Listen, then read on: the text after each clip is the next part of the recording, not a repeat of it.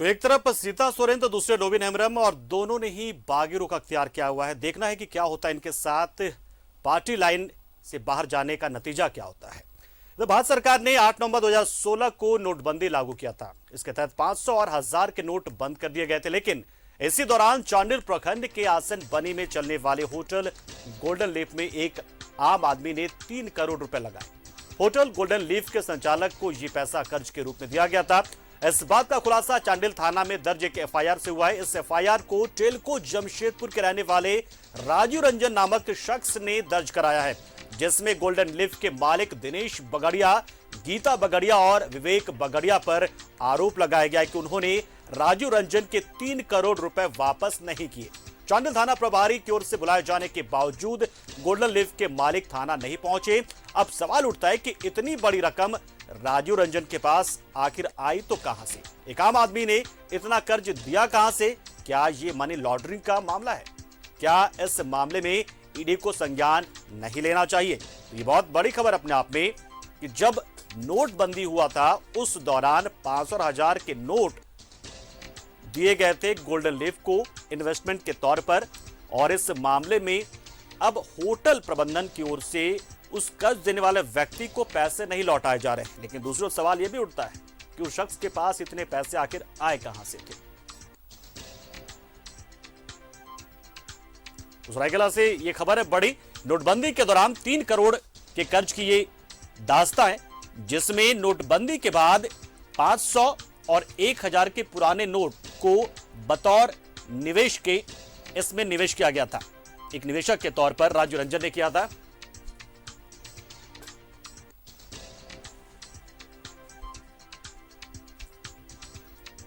तो ये अपने आप में बहुत ही बड़ी खबर और इस पूरे मामले की जांच होनी चाहिए। सवाल यह भी उठता है कि थाना प्रभारी अभी तक कर क्या रहे थे। और बसंत साहु इस खबर पर पूरी जानकारी देने के लिए हमारे साथ फोन लाइन पर जुड़ चुके। बसंत, पूरा मामला जानना चाहेंगे और ये भी कि थाना प्रभारी अब तक कर क्या रहे थे इस मामले में? जी देखिए, ये जो मैंने ये चीज जो आ रहा है, ये तो कहीं ना कहीं जो हमारा एडवोकेट चांडिल का, उनसे भी हमने राय लिए। राय लेने के बाद कहीं ना कहीं ये ईडी की जांच बनने, ईडी के द्वारा जांच होगा तभी जाकर के ये खुलासा होगा।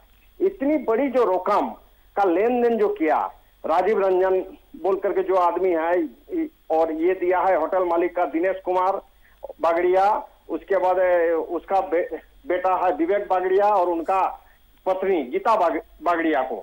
तो ये 3 करोड़ जो पैसा लेन देन, कभी भी लेन देन जो होता है, आज हमारा जो गुरुजी महाजन प्रथा से ही लड़ाई होकर के झारखंड को अलग किया है, और अभी भी यही महाजन प्रथा मन चल रहा है, जिसके कारण ये राजीव रंजन जो पैसा लगाया है 3 करोड़, और ये 3 करोड़ किस तरह से दिया, कैसे दिया, मैंने बैंक में यदि गया तो बैंक में जाने के बाद ये पैसा राजीव रंजन का पैसा व्हाइट मनी है कि ब्लैक मनी है, अभी तक इस बिंदु पर थाना प्रभारी जांच नहीं कर रहा है। जी क्योंकि बसंत, एक सवाल यह भी बनता है कि जब इस तरह के मामले आते हैं, इतने बड़े लेन देन का मामला आता है, तो वो थाना से नहीं बल्कि जो इकोनॉमिक विंग होता है जो उसके पास पहुंचता है थाना का। तो ये थाना प्रभारी ने क्या इस मामले को दबाने की कोशिश तो नहीं की कि मीडिएशन करा दें और मामला रफा दफा हो जाए? जी पंकज जी, देखिए थाना प्रभारी जिस तरह से अनुमंडल पदाधिकारी को लिखे हैं, तो इस आधार पर अनुमंडल के अलावा इनको उपायुक्त को, उसके बाद पुलिस अधीक्षक को भी लिखना चाहिए।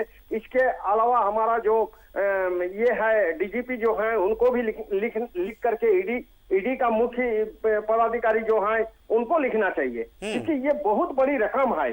और 3 करोड़ इसमें जो साफ लिखा हुआ है, हम लोग के पास जो कागज हाथ लगा है, 3 करोड़ से अधिक रुपये का लेन देन।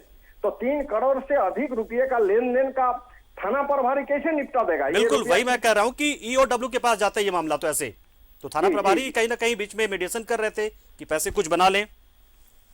जी देखिए, अभी तो ये क्या है नहीं है वो अलग चीज है, लेकिन ये जो चिट्ठी है, चिट्ठी के अनुसार में ना मैंने आपका आयकर विभाग को इन लोग लिखा है, ना किसी उच्च पदाधिकारी को लिखे हैं। इसमें हमारा जिला प्रशासन को संज्ञान लेना चाहिए और संज्ञान लेकर के चलिए बिल्कुल बसंत, निश्चित तौर पर अब संज्ञान लिया जाएगा। न्यूज ऑन भारत इस खबर को दिखाई, आपने दर्शकों तक इतनी बड़ी जानकारी पहुंचाई। शुक्रिया आपका बसंत, हमारे साथ जुड़े आप।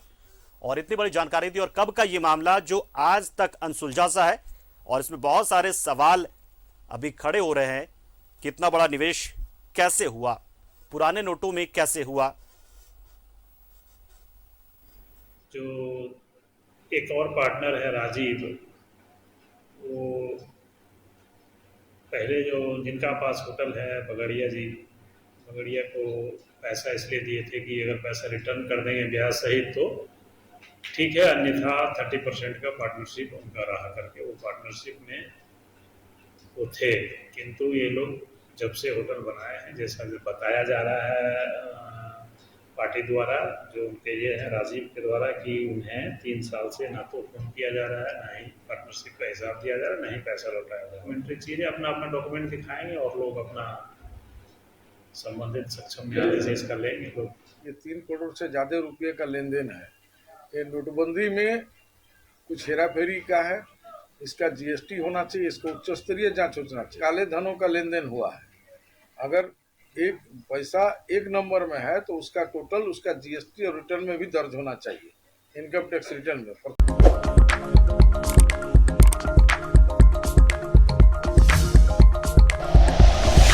Like and share videos, subscribe करें हमारा चैनल और प्रेस करें बेल आइकॉन। न्यूज़ 11 भारत, सच है तो दिखेगा।